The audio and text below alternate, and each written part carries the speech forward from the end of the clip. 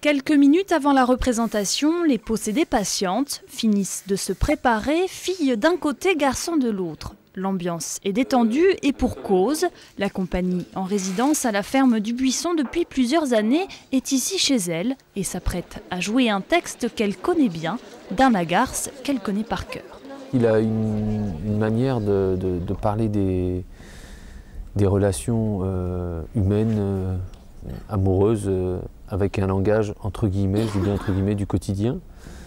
Mais en même temps, quand on analyse de près, c'est vraiment pas quelque chose de quotidien, puisque les mots ont une importance considérable dans ces pièces. Antoine, le mari d'Hélène. Ah oui.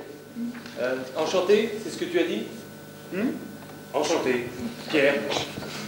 Dans une maison, Pierre, Paul et Hélène se sont aimés. C'était il y a longtemps. Pierre est resté, Paul et Hélène sont partis chacun de leur côté. Ils reviennent 15 ans plus tard avec leurs compagnons respectifs pour discuter de la vente de la maison.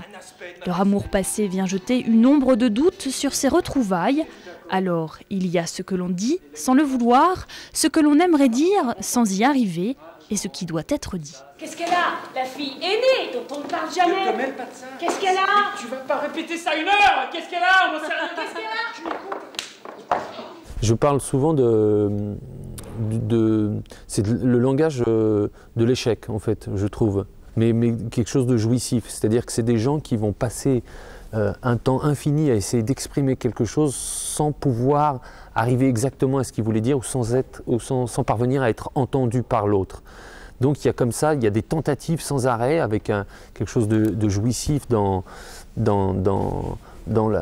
cette tentative-là de dire enfin ce qu'on pense, et en même temps, ça aboutit souvent à un échec et on recommence et ainsi de suite et ainsi de suite. Évidence de l'échec, cruauté des relations humaines, voilà pour le fond.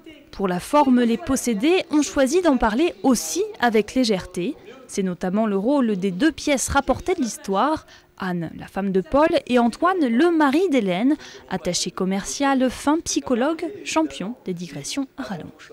Il y a des gens, moi je connais des gens, j'ai connu un homme, avec les femmes on l'a vu c'est différent, d'autres facteurs jouent. Bon, j'ai connu des femmes, ceci dit ce n'est pas de la misogynie. Je suis l'homme le moins misogyne de la Terre, j'ai connu des femmes où pourtant l'absence totale de psychologie tendait aux chroniques. Ah, c'est étonnant, non?